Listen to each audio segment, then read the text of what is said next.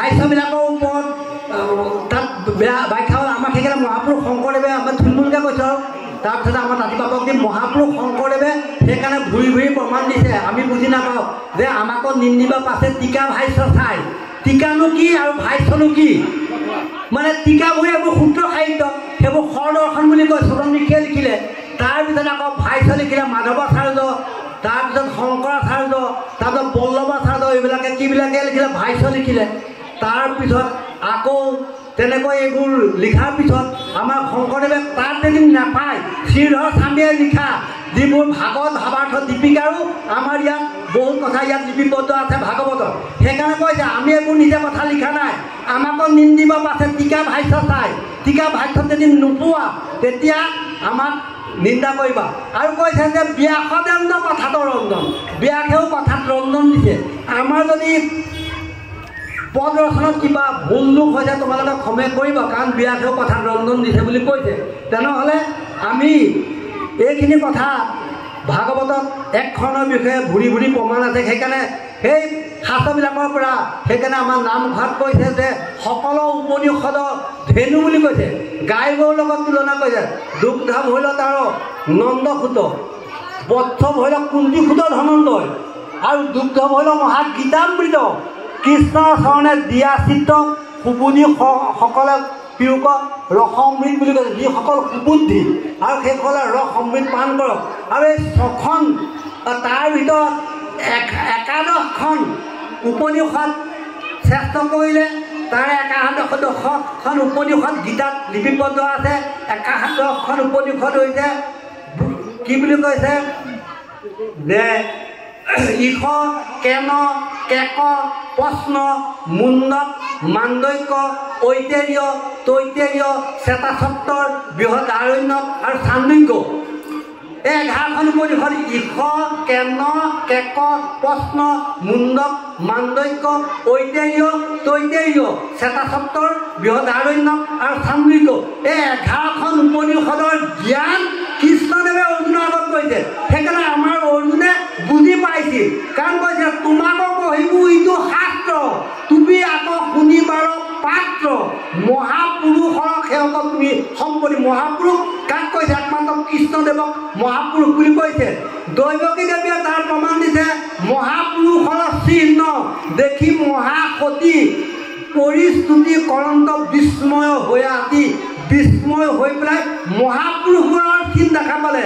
32 অলংকাৰ আৰু 32টা মানে লক্ষণ, 32 64টা কলা, 64টা কলা দেখা পাইছিল। এই 64 কলা 32টা হৈছে অলংকাৰ, 32টা হৈছে কলাগুণ, 64 কলাৰ অধিনায়ক। সেই মহাপুৰুষৰ চিহ্ন কোনে দেখা পাইছিলে? দৈৱকী দেৱীয়ে দেখা পাইছিলে, কৃষ্ণ। সেইকাৰণে মহাপুৰুষৰ চিহ্ন দেখি মহাসতী পৰিস্তুতি কৰন্ত বিস্ময় হোৱা আতি। সেইকাৰণে সেই মহাপুৰুষৰ সেৱক অৰ্জুন। সেইকাৰণে আমি বুজা সকলোকে কথা পাতি ভাল লাগে। বোলে কথা পাতি ভাল লাগে যদি কথা জানে, ভাত খাই ভাল লাগে যদি আয়ে দিয়ে, নাৱত উঠি ভাল লাগে যদি বাই আনে, খেতি কৰি ভাল লাগে যদি বান নাহে। কথা জনা সকলৰ আগত কথা কৈ ভাল লাগে।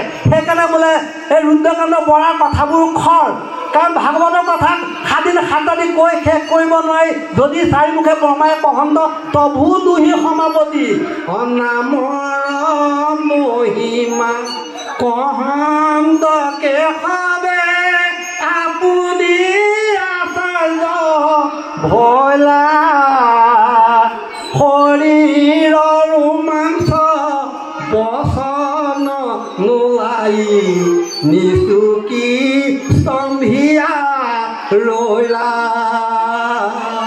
সেই নামৰ মহিমা কওঁতে ভগৱন্ত কেশৱে ফেকুৰি কান্দিবলৈ ল'লে। পাছত তেওঁ ক'বই নোৱাৰা হ'ল ইমান নামৰ মহিমা। নামৰ মহিমা ভকতেহে জানে। হে প্ৰাণপ্ৰভু ৰঘুপতি ৰাম ৰাম ৰাম ৰাম ৰাম, তোমাতো কৰিয়া তনু গুণ নাম ছাৰ, বিনা খেতু বন্ধ কৰি নৰে।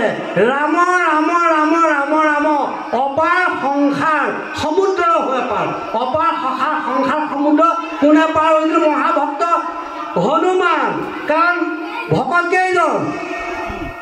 ইটোৰ পৰা দেখোন বান্দৰ ভকত হ'ল, ৰাক্ষস বিভীষণ ভকত হ'ল আৰু ভালুক ভকত হ'ল।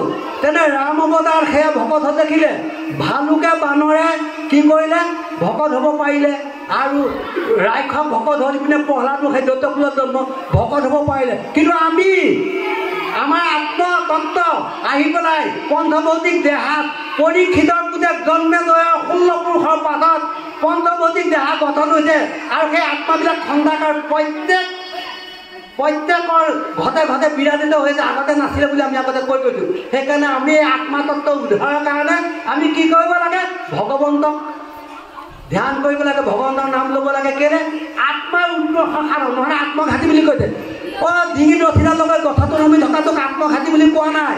আমি আত্মাক উৎকৰ্ষ সাধন কৰি ভগৱন্তৰ চৰণত নিবেদন কৰি আৰু বাৰে বাৰে পৃথিৱীলৈ আহি আয়দান কৰি মিছাকে কেলে ভোগ কৰিব নালাগে, আৰু এই জন্ম ধৰা মৃত্যুৰ পৰা আমি হাত সাৰি ভগৱন্তৰ চৰণ দৰ্শন কৰি ভগৱন্তৰ লগতে থাকিবলৈ বাঞ্ছা কৰাটোৱে হৈছে একমাত্ৰ গতি বুলি কৈছে। সেইটো হৈছে উত্তম গতি।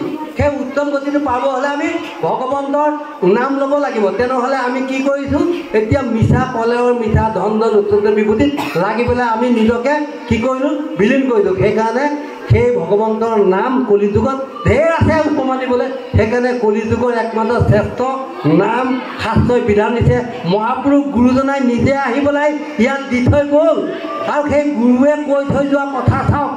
তেনেহ'লে কৃষ্ণই অৰ্জুন জ্ঞানীৰ কাৰণে ক'লে, সংস্কৃতত অগাধ পণ্ডিত কাৰণে 11খন উপনিষদৰ দ্বাৰা গোটেইবোৰ কথা তেওঁ যুধিষ্ঠিৰক ধৰ্মপুত্ৰ যুধিষ্ঠিৰ স্বয়ং যুধিষ্ঠিৰক ধৰ্ম তেওঁকো কোৱা নাই, অৰ্জুনক কৈছে। নৰনাৰায়ণ তেওঁ শৰীৰৰ এফাল, সেই অৰ্জুনৰ আগত কি বুলি কৈছে? অদূত সুৰ জৰজ্যোতি কিৰীতি শিৰৰ হাত পৰক কৰি লণ্ড দামোদৰ বুলিলন্ত মহাৰম ভৰে নাৰায়ণে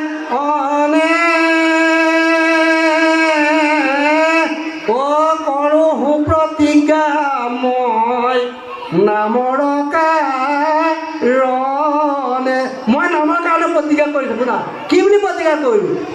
সৈতে সৈতে সৈতে সৈতে সৈতে নিষ্ট মানি সৈতে সৈতে সৈতে সৈতে সৈতে বলবানী কোটি কোটি পাপৰ না মেঘে সংহাৰ নাম বিনে নাই সখী সংসাৰতা ৰক সত্য কৰি মই দহাইলো তো মাত না যাইবা যদি আত নকৰা জাত। মহাপুৰুষ কৃষ্ণদেৱে মোৰ ভকতৰ কাৰণে কি কৰিলে চাওক। খ্ৰীষ্টানসকলে কান্দি কান্দি প্ৰাৰ্থনা কৰে, কিন্তু আমাৰ ভকতে প্ৰাৰ্থনা কৰোঁতে ভকতৰ চকু পানী নোলায়, বলিৰ যায় দেখুৱাই থৈ গৈছে তাৰ আদৰ্শ। কিন্তু খ্ৰীষ্টানসকলে কান্দি কান্দি কৰে। যেতিয়া যীশুখ্ৰীষ্টক ক্ৰুচত বলি দিছিলে, যেতিয়া গছত ক্ৰুচ মাৰিছিল, আৰু সেই ক্ৰুচৰ গোটেই শালখন কাৰ হতুৱাই কঢ়িয়াই দিছিল? সেই যীশুখ্ৰীষ্টৰ হতুৱাই কঢ়িয়াই নিয়াই পেলাই সেই তাতে বলি দিয়াইছিল। তেওঁ জগতৰ কাৰণে তেওঁ প্ৰাণ বলি দিছে বুলি সেই কথাষাৰ কৈ ফেকুৰি ফেকুৰি খ্ৰীষ্টানৰ ভকতসকলে কান্দে। কিন্তু আমাৰ গুৰুজনে কেনেকৈ অংগীকাৰ কৰিছে? আমাৰ ভকতৰ কান্দোন নোলায়। কি বুলি কয় কান্দিছে তেওঁ?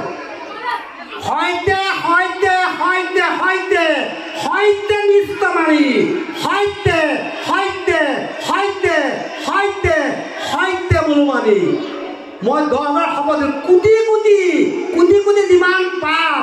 কাৰণ কি কৈছে? ব্ৰহ্মবধ পিতৃবধ সুৰাপান অগম্যা গমন কৰে গৰু তিৰি মানে সুবৰ্ণক হৰে মিত্ৰ দোহ আচৰে সংসাৰ যত আন অসাংখ্যাত অসাংখ্যাত বুলি কৈছে সংসাৰত আছে মহাপাপী গণ সবাৰো এইহে মুখ্য প্ৰায়চিত্ত হৰিৰ নাম কীৰ্তন বুলি কৈছে।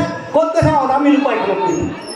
তেনেহ'লে আমি কি কৰিছোঁ? ভগৱন্তই 10 বাৰ শপত খাইছে যে কোটি কোটি পাপৰ নামেকে সংসাৰ নাম বিনা নাই সখী সংসাৰ তাৰক দশ সত্য কৰি মই দহাইলোঁ তোমাক নাশ যাবা। তুমি অৰ্জুন মোৰ শৰীৰৰ এফাল নৰনাৰায়ণ যাক কৈছে তুমি কৌটি বাৰ জন্ম লৈছা আৰু ময়ো কৌটি বাৰ জন্ম লৈছোঁ।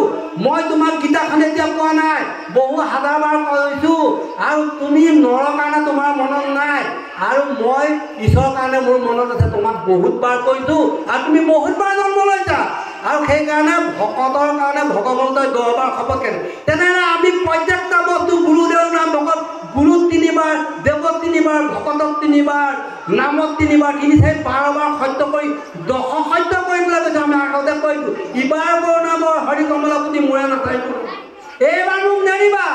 আগৰ কিমান মই ইটোৰ প্ৰাণী হৈ জন্মগ্ৰহণ কৰিছিলোঁ, সাপ হৈ বেং খাইছিলোঁ, বেং হৈ ফৰিঙালী খাইছিলোঁ। আজি অনন্ত কোটি জীৱ জন্ম লৈ দেৱ মনুষ্যত পশু পতংগত জগত মধ্যত স্বামী চৈধ্যয়া ভুৱনে কোনো স্থান নাই, যজ্ঞ লাগি নাযাওঁ আমি। 14খন ভুৱনত এনেকুৱা এখন জেগা নাই তালৈ আমাৰ জীৱ আত্মাটো যোৱা নাছিল আৰু নগৈছিলোঁ। ইমান দূৰ জীৱ অতিক্ৰমী কৰি পেলাই কি কৰিছোঁ? মনুষ্য জন্ম লৈছোঁ। মনুষ্য জন্ম শ্ৰেষ্ঠ জন্ম কলি যুগ। সেইকাৰণে ব্ৰহ্মাৰ প্ৰাৰ্থনী নৰতনু অনুপাম। ব্ৰহ্মাই প্ৰাৰ্থনা কৰি কৰা লবি আছা জন্ম যিটো ব্ৰহ্মাৰ